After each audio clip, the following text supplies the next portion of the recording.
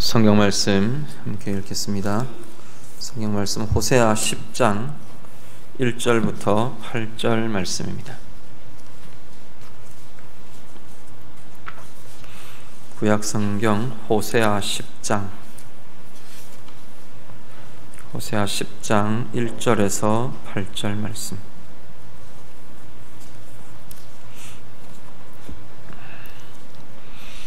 호세아 10장 1절에서 8절 말씀 다 함께 읽겠습니다. 이스라엘은 열매 맺는 무성한 포도나무라. 그 열매가 많을수록 제단을 많게 하며 그 땅이 번영할수록 추상을 아름답게 하도다. 그들이 두 마음을 품었으니 이제 벌을 받을 것이라. 하나님이 그 제단을 쳐서 깨뜨리시며 그 주상을 허시리라. 그들이 이제 이르기를 우리가 여호와를 두려워하지 아니하므로 우리에게 왕이 없거니와 왕이 우리를 위하여 무엇을 하리요 하리로다. 그들이 헛된 말을 내며 거짓 맹세로 언약을 세우니 그 재판이 밧이랑에 돋는 독초 같으리로다. 사마리아 주민이 벳아웬의 송아지로 말미암아 두려워할 것이라. 그 백성이 슬퍼하며 그것을 기뻐하던 제사장들도 슬퍼하리니 이는 그의 영광이 떠나감이며 그 송아지는 아수르로 옮겨다가 예물로 야렙 왕에게 드리리니 에브라임은 수치를 받을 것이요 이스라엘은 자기들의 계책을 부끄러워할 것이며 사마리아 왕은 물 위에 있는 거품같이 멸망할 것이며 이스라엘의 죄 곧 아웬의 산당은 파괴되어 가시와 찔레가 그 제단 위에 날 것이니 그때 그들이 산더러 우리를 가리라 할 것이요 작은 산더러 우리 위에 무너지라 하리라. 아멘. 호세아 선지자를 통한 하나님께서 이스라엘을 향해 책망하시는 책망이 계속해서 이어집니다. 이스라엘 백성들을 성경에는 포도나무로 비유하는 비유들이 많이 나오는데요, 호세아에도 9장 10절에 하나님께서 내가 이스라엘을 광야에서 포도를 만난 것처럼 그렇게 반가워했었다. 그런 기쁘고 행복한 만남 관계가 원래 우리의 관계였다. 그러면서 호세아 9장 10절에도 이스라엘을 포도로 비유를 했었습니다. 오늘 본문에도 이스라엘을 포도나무로 비유를 하면서 오늘 본문의 말씀을 시작합니다. 전체 말씀을 쭉 보시면요, 오늘 우리가 같이 읽으신 1절에서 8절까지의 본문의 말씀은 이스라엘을 하나님께서 이스라엘의 범죄와 우상을 섬기는 것, 지금 현재 이스라엘의 모습에 대해서 하나님께서 책망하시는 내용들이 전체의 줄을 이루고 있습니다. 그런데 1절 말씀에 어디서부터 시작을 하느냐면 이스라엘의 번성에 대해서부터 이야기를 시작하십니다. 1절 말씀을 보시면 1절을 한 번 더 같이 읽겠습니다. 1절 말씀 다 같이 읽습니다. 이스라엘은 열매 맺는 무성한 포도나무라. 그 열매가 많을수록 제단을 많게 하며 그 땅이 번영할수록 추상을 아름답게 하도다. 아멘. 이 말씀만 읽으면 이게 뭘 의미하는 건지 잘 모르는, 이게 의미가 확 드러나지를 잘 않습니다. 어떤 내용을 지금 이야기하느냐면 이스라엘은 포도나무와 같다. 그런데 어떤 포도나무와 같다고 지금 말하시냐면 열매를 많이 맺는, 열매 맺은 무성한 포도나무 같다라고 말합니다. 그 무성함, 열매를 많이 맺은 풍성한 포도나무는 되게 좋은 거잖아요. 번성하고 무성하고 열매를 풍성히 맺은 풍성함의 나무, 포도나무는 그것 자체로는 굉장히 좋은 것입니다. 그런데 이스라엘을 두고 하나님께서 말씀하시면서 그런 포도나무처럼 너희가 되게 무성해졌고 번성해졌고 열매도 많이 맺어서 풍성해졌다는 겁니다. 그런데 문제는 뭐냐면 그 풍성함과 번성함, 이 번영이 오히려 문제가 되어서 번성해지면서 뭘 하게 되느냐면 제단을 많게 했답니다. 더 아름다워지고 번영하고 커지고 세력이 많아지고 재물이 풍성해지고 그러면서 뭘 했다고 말하냐면 우상들을 아름답게 만들었답니다. 번영이 재앙이 되는 것을 지금 1절 말씀은 말씀하고 있습니다. 이스라엘 정치적 북이스라엘에 지금 호세아는 특별히 북이스라엘에 초점을 맞춰서 사역을 하고 하나님의 말씀을 전하는 그러한 사역들을 했었는데, 북이스라엘도 물질적으로, 외교적으로, 영토적으로, 군사적으로 굉장히 번성했던 시기들이 있었습니다. 지금 호세아가 사역하던 그 시기도 사실은 그 번성의 끝지점에 와 있는, 그 번성의 이제 끝 열매를 먹고 있는 사실은 그런 시점들이었습니다. 여로보암 2세나 이런 왕들은 정치적으로 뛰어났고 경제적으로 그 시기는 굉장히 번성했던 시기입니다. 잘 먹고 잘 살았던 시기. 모든 백성들이 그렇지는 않았지만 그만큼 빈부의 격차가 커지긴 했지만 나라 전체로 보면 굉장히 부가 팽배했던 그러한 시기가 그 시기의 모습들이었습니다. 그런데 하나님은 뭐라고 말하시냐면 너희의 그 번영이 너희를 망하게 했다는 겁니다. 너희의 그 번성과 그 흥함이 하나님을 떠나게 했고 하나님의 뜻을 왜곡시켰고 하나님이 원하시는 것, 원치 않는 것을 그것 가운데 세우게 했다라고 하나님 말씀하십니다. 우리는 번성함, 번영함, 풍성함, 풍부한 것 좋아합니다. 그리고 그것이 사실 좋은 것이 맞습니다.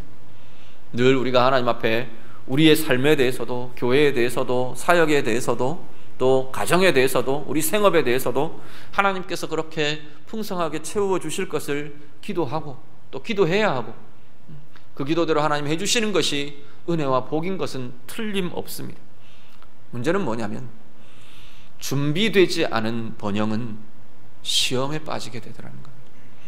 준비되지 않은 번성함은 오히려 하나님의 뜻을 왜곡시키고 하나님과 멀어지게 하고 오히려 그 삶 자체가 또는 그 공동체가 시험에 들거나 어렵게 되거나 곤고하게 되는 과정이 되기도 하더라는 겁니다.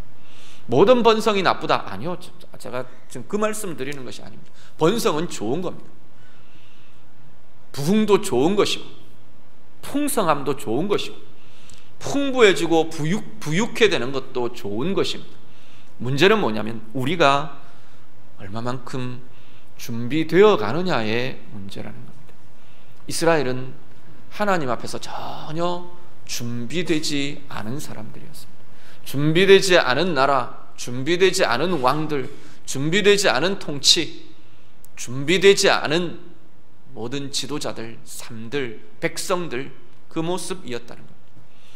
10지파와 2지파로 나누어질 그 시기부터, 남과 북이 나누어질 그 시점부터 제일 첫왕 여로보암이 제일 먼저 했던 중요한 치적 중에 하나가 뭐였냐면 금송아지를 베델과 단에 만드는 것이었습니다. 남북 유다와 이스라엘로 딱 나누어지고 나서 제일 처음 큰 역사를 이룬 것이 베델과 단에, 그 북이스라엘의 영토의 제일 남쪽과 제일 북쪽에 금송아지 상을 만들어 세우는 것이 북이스라엘의 역사의 첫 걸음이었습니다. 그리고 역사 내내 그 고민 속에, 그 올무 속에 빠져 살았습니다.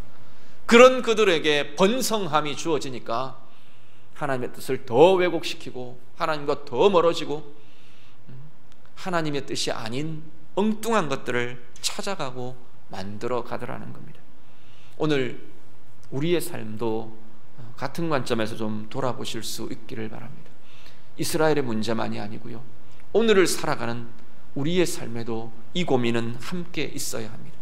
우리 개인의 삶에 내가 영적으로 하나님 앞에서 내 기준과 내 삶의 방법과 하나님이 원하시는 그 마음과 이런 것들이 준비되고 붙들려지고 세워지지 않은 채 내 가운데 부유함만, 번성함만, 내가 원하는 그것만, 잘 되어가는 것만, 그것만 추구되고 그리고 때때로 그것이 우리 가운데 두어질 때 우리는 오히려 하나님 앞에서 무너지는 자, 실패하는 자, 세상적으로는 성공하고 세상적으로는 잘 되어갈지 모르지만 하나님 앞에서는 실패하는 이유가 될 수 있다는 겁니다.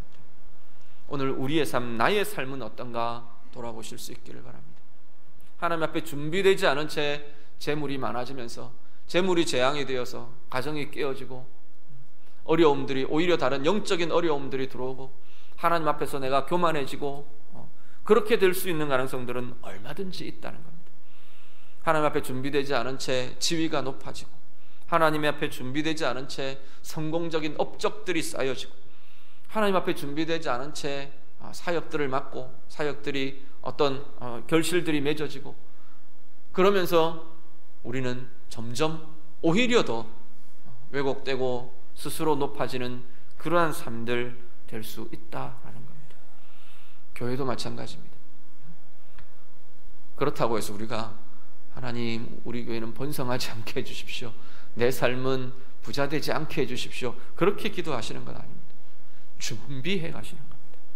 내가 뭘 준비해야 되는지, 내가 뭘 고민해야 하는지, 내가 어디에서 달라져 가야 하는지, 내가 어떤 모습이 새로워져 가야 하는지, 교회를 위해서도 우리가 그렇게 계속 같이 기도해 주시길 바랍니다.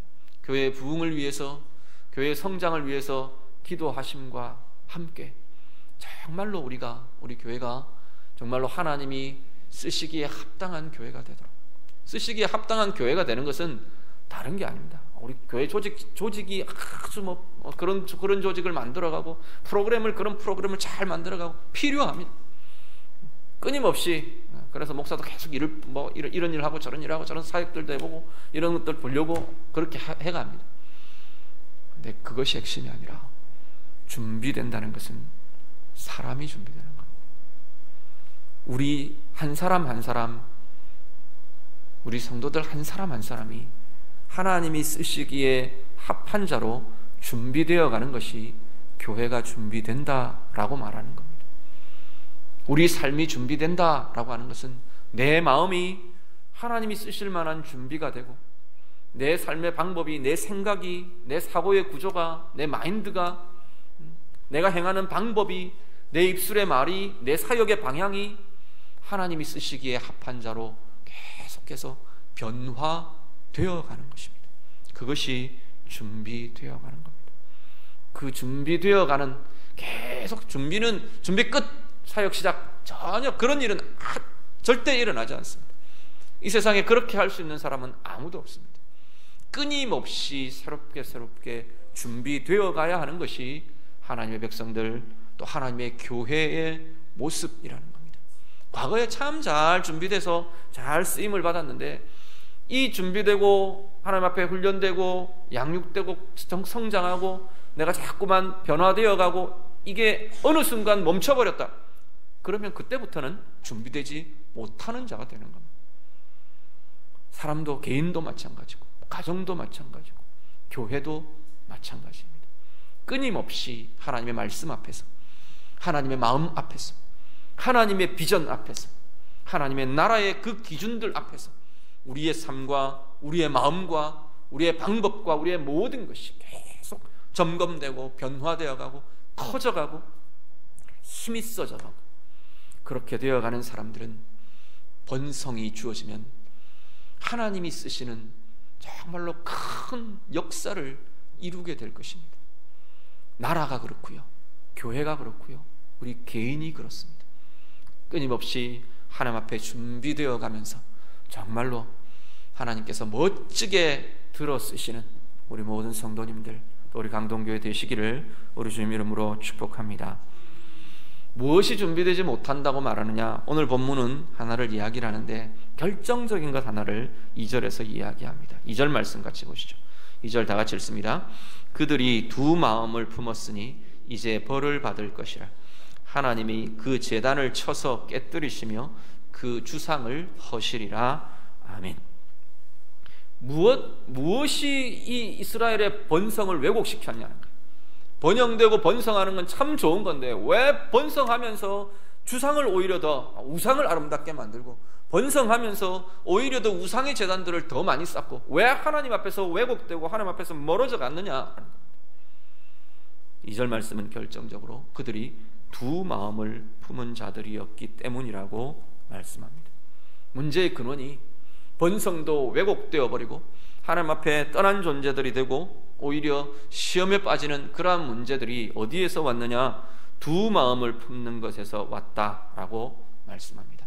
말씀을 우리 한 구절 좀 찾아보겠습니다. 야고보서 4장 8절 말씀. 앞 구절하고 같이 연결을 해서 좀 봐야 되기 때문에 자막으로 제시를 하질 않았습니다. 한번 찾아보시죠. 신약성경 야고보서 4장 8절 말씀. 제가 가진 성경은 374쪽입니다. 신약성경 374쪽 야고보서 4장 8절 말씀. 야고보서 4장 8절 찾으셨나요? 같이 읽겠습니다. 하나님을 가까이 하라. 그리하면 너희를 가까이 하시리라. 죄인들아 손을 깨끗이 하라. 두 마음을 품은 자들아 마음을 성결하게 하라. 아멘. 하나님 가까이 해라. 그럼 하나님 가까이 하실 거다. 손을 깨끗이 해라. 하나님께서 이렇게 하실 거다 이야기하면서 뭐라고 이 죄인들에 대해서, 이 앞에 나와 있는 이 사람들에 대해서 호칭을 하느냐 하면 두 마음을 품은 자들아 라고 호칭을 합니다. 야고보 사도가. 그런데 앞에 내용들을 보시면 어떤 내용들이 쭉 이어지느냐 하면 우리 2절부터 한번 보시죠. 2절에서 7절까지를 쭉 한번, 좀 긴데요, 쭉 한번 같이 읽겠습니다. 2절부터 7절 같이 읽습니다. 너희는 욕심을 내어도 얻지 못하여 살인하며 시기하여도 능히 취하지 못함으로 다투고 싸우는도다. 너희가 얻지 못함은 구하지 아니하기 때문이요 구하여도 받지 못함은 정욕으로 쓰려고 잘못 구하기 때문이라. 간음한 여인들아 세상과 벗된 것이 하나님과 원수됨을 알지 못하느냐. 그런즉 누구든지 세상과 벗이 되고자 하는 자는 스스로 하나님과 원수되는 것이니라. 너희는 하나님이 우리 속에 거하게 하신 성령이 시기하기까지 사모한다 하신 말씀을 헛된 줄로 생각하느냐. 그러나 더욱 큰 은혜를 주시나니 그러므로 일렀으되 하나님이 교만한 자를 물리치시고 겸손한 자에게 은혜를 주신다 하였느니라. 그런즉 너희는 하나님께 복종할지어다. 마귀를 대적하라. 그리하면 너희를 피하리라. 아멘. 그래 놓고 8절에 두 마음을 품은 자들아 라고 꾸짖으며 말합니다. 자, 두 마음을 품은 자들아, 가까이서부터 보면 어떤 게 두 마음이야? 무엇 두 마음이라는 게 어떤 마음이냐는 거예요. 하나는 하나님 향한 마음입니다. 그죠? 둘 중에 하나는 하나님 향한 마음인 것 같아요. 하나님 향한 마음. 하나님 향한 마음과 함께 갖고 있는 이 두 번째 마음은 뭐냐면 4절 5절 말씀 이어지는 내용을 보면 세상과 벗한 마음이랍니다. 세상을 향한 마음, 세상에 속한 마음. 예, 하나님께 속한 마음과 하나님을 향한 마음과 세상을 향한, 세상에 속한 이 마음, 이 두 가지를 같이 갖고 있다는 거예요. 이게 두 마음이라는 겁니다. 그걸 두고 야고보 사도는 뭐라고 표현하냐면 그 상태를 두고 하나님이 뭘 어떻게 보신다고 말하냐면 하나님은 시기하기까지 사모한다.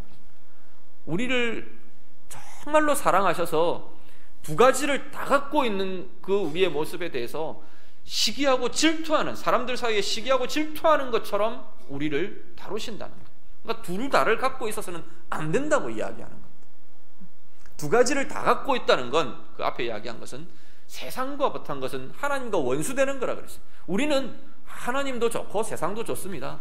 하나님의 방법도 따르고 세상의 방법도 같이 가겠습니다. 그렇게 이야기를 하는데 하나님 편에서는 세상과 벗한 그 모습을 보시면서 이건 나하고 원수가 된 거다라고 판단하신다는 겁니다.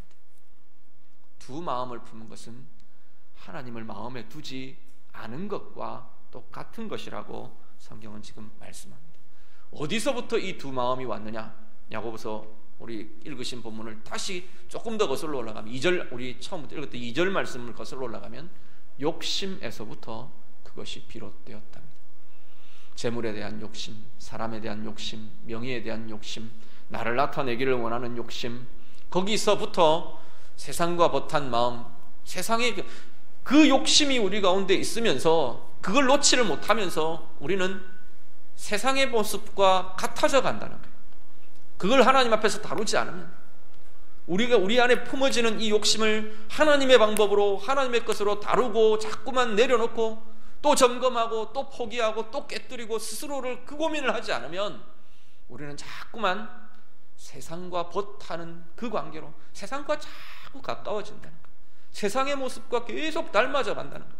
하나님의 원수된 모습과 계속 닮아져 가게 되는 거라고 성경은 지금 말씀하고 있는 겁니다. 그것이 두 마음을 품는 것이라는 겁니다. 이스라엘, 북이스라엘이요, 외형적인 모습으로 두 마음을 품는 외형적인 모습은 우상숭배였습니다. 하나님께도 제사하고, 여호와 하나님께도 제사하고, 바알에게도 제사하고, 여호와 하나님께도 제사하고, 아세라에게도 제사하고, 우리는 다 한다는 거예요. 우리가 하나님 앞에 제사 안 했습니까? 바알보다 여호와 하나님께 더 좋은 제물, 더 많은 제물 드렸습니다. 아마 그렇게 말할 겁니다. 이스라엘 훨씬 더 많이 제사하지 않았습니까? 훨씬 우선을 두지 않았습니까? 하나님은 그것을 두고 하나님을 섬기는 게 아니라고 말하신다는 겁니다. 너희는 나와 원수되었다고 오히려 말하고 계신다는 겁니다. 그래서 하나님은 깨뜨리십니다. 그 두 마음의 근원을 하나님이 깨뜨리고 계시는 것을 보게 됩니다. 오늘 보면 그 주상을 파하고 깨뜨리고, 내가 제단을 쳐서 깨뜨리고, 그 주상 우상을 내가 허물어버리고, 하나님 그렇게 할 거다. 하나님께서 그렇게 이야기하시는 거예요. 두 마음의 근원을, 하나님의 백성들 안에 있는 두 마음의 근원을 하나님께서는 두고 보시지 않으시겠답니다. 깨뜨리시겠답니다. 하나님의 백성, 하나님의 자녀가 아니라면 두 마음 아니라 세 마음이든 네 마음이든 하나님이 아무 상관 안 하실 겁니다. 어쩌면 상관은 없을 겁니다. 그런데 하나님의 자녀들, 하나님의 백성들의 삶에서는 그렇게 놔두실 수가 없다는 겁니다. 그래서 두 마음의 근원이 되는 것을 깨뜨리겠다 하시는 겁니다. 두 마음의 근원이 재물에 대한 것이면 재물을 건드리실 거고, 그것이 내 속에 내가 높아지는 것이 두 마음의 근원이 돼서 그 욕심이 내 가운데 커서 하나님 앞에서 다른 두 마음이 품어지는 것 같으면 높아지는 것을 건드리실 거라는 겁니다. 낮추시겠다는 겁니다. 오늘 우리로 말한다면, 이스라엘로 말하면 그 우상을 섬기는 자리가 그렇기에 벳아웬의 상을 다 하나님께서 깨뜨려 버리시겠다, 파하시겠다 말하시는 것처럼, 오늘 우리의 삶에 어디가 두 마음을 품는 자리가 되는지, 어디가 두 마음에 대한 고민이 일어나는 자리가 되는 건지, 어디가 사역을 하면서 내 직분을 감당하면서 어디가 두 마음이 품어지는 것인지, 내 가정의 삶을 돌아보면서 내 인생의 삶을 이루어가면서 어디가 하나님 앞에 두 마음이 품어지는 자리인지, 하나님께서는 두 마음을 갖고 있는 그 근원을 깨어서라도 하나님을 향한 마음으로 돌이키게 하겠다 하나님은 말씀하십니다. 오늘 우리의 삶에서, 내 삶에 어디가 이 두 마음의, 세상을 향해 하나님을 향해 둘 다를 놓지 않고 붙들고 있는 두 마음의 근원의 자리가 어디인지를 돌아보실 수 있기를 바랍니다. 그래서 우리 스스로 자꾸만 그 세상을 향한 그 또 하나의 마음이 자라나려고 하는 그 근원들을 파하고 깨뜨리고, 하나님께 복종시키고, 하나님께 순종시키고, 하나님 앞에 엎드림이 일어나고, 그 일들을 계속해가면서 날마다 새로워지는 힘을 가지시는 우리 모두 되시기를 간절히 바랍니다. 그리고 두 마음을 가진 자, 이 이스라엘의 모습 중에 하나를요, 3절에서 4절 말씀, 오늘 본문 3절에서 4절 말씀을 보면 왕이 없는 이들이라고 묘사합니다. 3절에 보시면, 3절 말씀 한번 같이 읽을까요?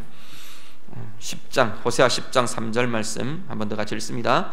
그들이 이제 이르기를 우리가 여호와를 두려워하지 아니하므로 우리에게 왕이 없거니와 왕이 우리를 위하여 무엇을 하리요 하리로다. 아멘. 두 마음을 가진 자들의 모습이 어떤 거냐? 두 마음을 가진 자는 앞에 말씀드린 것이 번영이 오히려 하나님 앞에서 해가 되는 것들을 경험한다. 두 마음 자체가, 두 마음이라는 것은 하나님을 향한 것과 세상을 향한 것을 같이 갖고 있는 것이 두 마음입니다. 두 개를 말씀드렸고, 하나는 두 마음을 품은 자들의 모습, 하나는 뭐냐면 왕이 없는 이들의 모습이라는 겁니다. 스스로 그렇게 말한답니다. 우리는 하나님을 두려워하지 않는다. 그러니 우리에게 누가 왕이냐? 우리에게는 왕이 없다. 우리를 다스릴 자, 우리를 복종시킬 자 아무도 없다. 내 마음대로 살겠다는 겁니다. 사사기에서 그 모습들을 많이 보셨죠.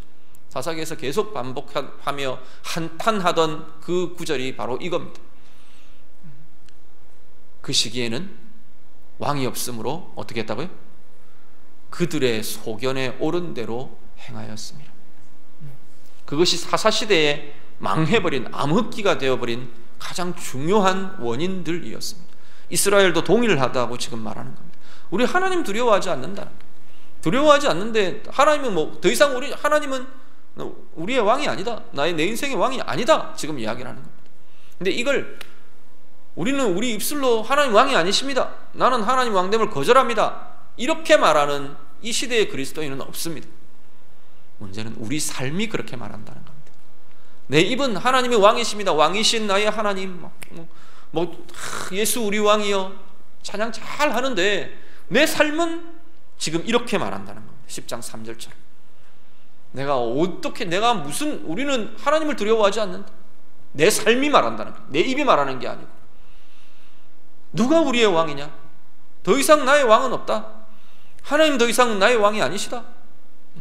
내 마음대로 결정하고 내 마음대로 확인하고 내가 원하는 것들을 거기서 이루어가고, 그것이 어떤 자리든지, 물질의 자리든지 명예의 자리든지 사역의 자리든지 직분의 자리든지 내가 원하는 것들을 이루어가기를 원하고, 내가 드러나기를 원하고, 내가 높아지기를 원하고, 그것이 이유가 되어 있고 그것이 주된 우리의 태도들이 되어 있을 때는 그것이 바로 내 그 삶의 모습이 나는 하나님을 두려워하지 않는다, 나는 더 이상 내 인생의 내 삶에는 하나님이 왕이 아니시다 라고 말하는 것이라는 겁니다. 그것을 두고 오늘 호세아 선지자는 뭐라고 말하냐면 독초와 같은 것이랍니다. 밭 일항에 독초가 일어나는 것과 같은 것이, 4절 말씀에 보면 밭 일항에 돋는 독초 같은 것이 그 판단이다, 여기 재판이다 그랬는데 그 판단, 그 생각, 그들이 갖고 있는 생각, 그들이 이루어내는 판단, 그들이 내어놓는 결정, 그 관점 속에서 나오는 결정과 모든 것들은 밭 일항에 돋는 독초와 같은 것이다 말합니다. 내가 주인이 되어서 내린 결정은 내 인생의 독초와 같은 것이랍니다. 인간이 주가 되어서, 인생이 주가 되어서 내린 결정, 판단, 일, 그것은 우리의 인생과 하나님의 나라의 일에 있어서 독초와 같은 것이 된다고 말합니다. 역으로 그렇지 않으려면 어떻게 해야 되느냐? 다시 돌아가서 이 두 마음을 품는 이것에서부터 우리가 계속 깨고 바꾸고 변화시켜가면서, 뭘로 깨는데요? 다른 거 없습니다. 말씀으로 부딪혀오는 거.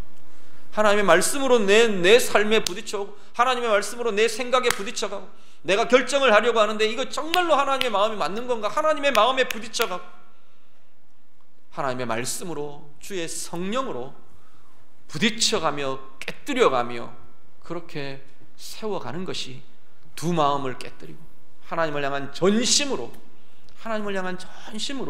결정하며 만들어가며 우리 하나님을 왕으로 섬기며 결정하며 이루어가는 그러한 사역, 그러한 삶이 될 것입니다.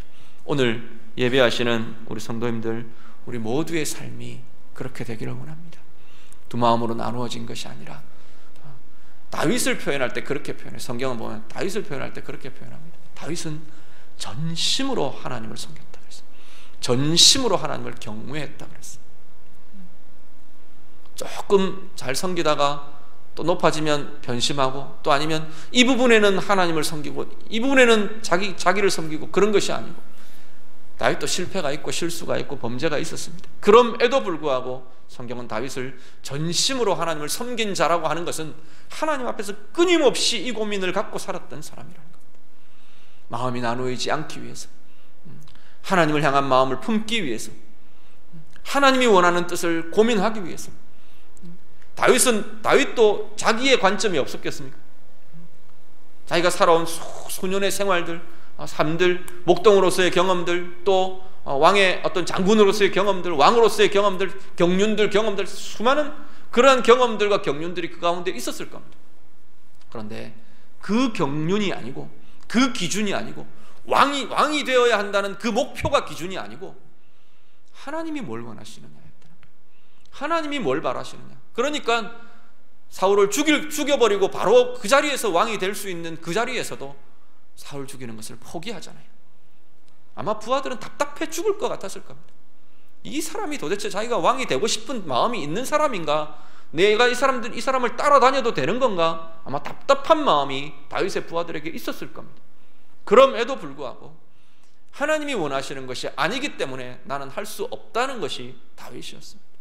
오늘 우리의 삶 가운데 이 고민들, 이 훈련들이 우리 가운데 계속 깊어지고 커질 수 있기를 바랍니다. 그것이 되는 사람들은 하나님의 때에 하나님이 주시는 그것들이 정말로 아름답게, 정말로 귀하게, 그것이 크든 작든 하나님 앞에서 빛나게 쓰임이 될 수 있는 사람 될 것이라고 성경은 말씀합니다. 오늘 우리의 삶에 정말 하나님이 왕이 되시며 한 마음을 품으며 번성함, 번영함도 하나님 안에서 아름답게 다루어가는 우리의 복된 생애가 되시기를 간절히 바랍니다. 두 마음을 품는 자들 뒤에 부분에 보면 오늘 본문 뒷구절 5절부터 8절 말씀은 그걸 하나님이 깨시는 작업이 나옵니다. 깨시는 작업이 나오는데 거기에 대해 이스라엘의 모습, 이스라엘의 반응이 나옵니다. 한 가지는 뭐냐면 하나님께서 벳 아웬의 송아지를 하나님께서 내가 이거 다 파하겠다, 깨뜨릴 거다, 그걸 들어가지고 너희들이 만들었던 그 금송아지를 너희의 대적의 손에 갖다 줘버리겠다, 하나님께서 지금 그 이야기를 하십니다. 벳 아웬은 베델의 다른 이름이라고 보시면 됩니다. 베델에 세웠던 그 금송아지를 하나님이 그 제단을 허무시고 그 금송아지를 들어가지고 아수르가 가져가서 수치를 당하게 할 거다, 하나님 그 이야기를 하십니다. 이 베델의 금송아지를 한번 여러분 좀 생각해 보시길 바랍니다. 베델의 금송아지는 원래 뭐냐면, 원래 송아지는 하나님께 제사하는 제물이 되는 제물이 바로 이 송아지였습니다. 그런데 이 송아지, 하나님을 높여드리고 하나님을 예배하는 제물이었던 송아지를 이제 하나님의 자리에 올려놓아 버린 겁니다. 우상이라는 게 이런 것들입니다. 원래 우리에게 하나님이 주신 은혜였어요. 제물, 하나님이 주신 복이었어요. 하나님이 주신 복, 하나님이 주신 은혜, 그것이 어느 순간에 하나님으로 둔갑해버린다는 겁니다. 그것이 내가 섬기는 것 같고, 그것이 내 인생을 좌우하는 것 같고, 그것이 내 인생의 주인인 양 나를 얽어매고 구속하는 것이 되어버리는 것이 우상이라는 겁니다. 자녀들이요, 하나님이 우리에게 주신 정말 소중한 선물, 맡겨주신 아름다운 선물이 하나님이 맡겨주신 귀한 사역의 장, 비전의 장이 주인이 되어버린다는 겁니다. 비전도 마찬가지입니다. 꿈도 마찬가지입니다. 사역도 마찬가지입니다. 직분도 마찬가지입니다. 사회적인 지위도, 명예도, 사람들에서 얻는 내 인정도 다 마찬가지입니다. 어떤 것은 하나님이 그것을 통해서 우리가 힘을 얻고 위로를 얻고 회복을 얻도록 하나님이 주신 소중한 통로들도 있습니다. 그게 주인으로 둔갑해버리는 겁니다. 어떤 것은 하나님께서 함께 하나님의 역사를, 하나님의 사역을 아름답게 이루어가도록 그것을 위해서 주신 과정으로, 통로로, 수단으로 우리에게 주신 것들이, 직분도 그렇고 은사도 그렇고 그런 것들이 우리에게 있습니다. 그런데 어느 순간 그것이 하나님의 자리를, 주인의 자리를 대신해버릴 때 그것은 우상이 되더라는 겁니다. 오늘 우리의 삶에서 혹시 어떤 것이, 내 삶에서는 어떤 것이 하나님이 주신 아름다운 것, 하나님이 주신 소중한 복과 은혜가 어느 순간 둔갑해서 내 인생의 주인처럼 되어버린 것은 없는지 우리 자신들을 돌아보실 수 있기를 바랍니다. 그리고 이스라엘 백성들은 이 금송아지, 이 송아지에 대해서 이 제단이 깨어지고 이것이 팔려가고 실려가고 수치를 당하고 이것을 보고 두려움과 슬픔에 빠졌다 그랬습니다. 오늘 본문에 뭐라고 표현하냐면 금송아지의 영광이 이제 사라지는 것, 송아지의 영광이 없어지는 것, 그것을 보고 백성들이 두려워하고 슬퍼하게 되었다. 5절 말씀해 보면 송아지의 영광이 떠나가는 것을 보고 슬퍼하고 두려워했다, 그렇게 표현합니다. 금송아지의 영광이 망가지는 것은 하나님의 영광이 회복되는 자리입니다. 그렇다면 그 영광이 깨어지고 떠나가고 망가지는 것이 오히려 기뻐해야 될 자리라는 겁니다. 하나님의 관점에서 보면 정말로 이제는 소망이 일어나는 자리가 되어야 될 거라는 겁니다. 그런데 거기에 길들여지고 거기에 묶여있는 마음들은 그것이 떠나면서 두려움이 일어난다는 거예요. 그것이 없어지면 불안하다는 겁니다. 그것이 떠나는 것이 상처가 되고 슬프고 아프고 고통스러운 그러한 마음이 되더라는 겁니다. 사람의 인정은, 내가 사람의 인정에 매이는 마음은 하나님 앞에서 하나님의 영광이 내 삶과 내 안에서 내 인격과 내 사역 가운데서 나타나려면 내가 사람 앞에 매이는 이 마음이 떠나가야 합니다. 사람 앞에서 내가 자랑스러워하고 영광스러워하는, 내가 영광을 받는 그 자리가 떠나가야 진정한 하나님의 영광이 나타날 수 있습니다. 그런데 우리는 어떠냐면 그것이 떠나가면 섭섭해집니다. 그것이 떠나가면 상처받았다 그럽니다. 그것이 내게 돌아오지 않으면 나는 분노합니다. 두려워합니다. 더 이상 내 존재 가치가 없는가? 내가 더 이상 의미가 없는 존재인가? 두려워합니다. 물질도 마찬가지입니다. 물질이 내 주인의 자리를 차지하고 있다면 그 물질이 깨어지는 자리가 하나님의 주인됨이 회복될 수 있는 자리라는 겁니다. 그런데 우리는 그것이 깨어질 때 두려운 마음들이 먼저 일어납니다. 누구나 할 것 없이 우리는 기본적으로 그 모습 속에 사실은 우리가 다 처해 있습니다. 두려움이 일어나고 아파하고 슬퍼하고 낙심하고 절망하고 우리가 다른 눈으로 우리의 모습들, 우리의 삶에 일어나는 것들을 바라볼 수 있기를 바랍니다. 하나님의 관점에서, 정말로 하나님의 관점에서 하나님이 무엇을 이루어 가기를 원하셔서 이것이 떠나가게 하시는 건가? 또 아니면 그 떠나간 자리에 하나님은 무엇 다른 것을, 하나님의 것을 세워가고 일으켜가고 계시는가? 우리가 한 번 더 돌아보며 확인하고 세워갈 수 있는 우리들이 될 수 있기를 바랍니다. 맨 마지막 8절 말씀 보시면요, 이 베델에 산당이 세워지고 제단이 세워졌던 자리를 두고 하나님은 파괴되고 가시와 찔레가 나고 산들이 산 위에 무너지고 사람들 위에 무너져 내리고 그렇게 될 거라고 합니다. 파괴되고 황폐하게 될 것을 하나님께서 말씀하십니다. 실제로 이건 사실 그대로 이루어졌어요. 사마리아 땅이 황무하게 되고 베델의 단이 완전히 혁파되어서 다 깡그리다 황폐한 황무지가 되어버렸어요. 하나님은 그대로, 문자 그대로 이루셨어요. 우리가 이걸 보면서 뭘 고민해야 하느냐는 겁니다.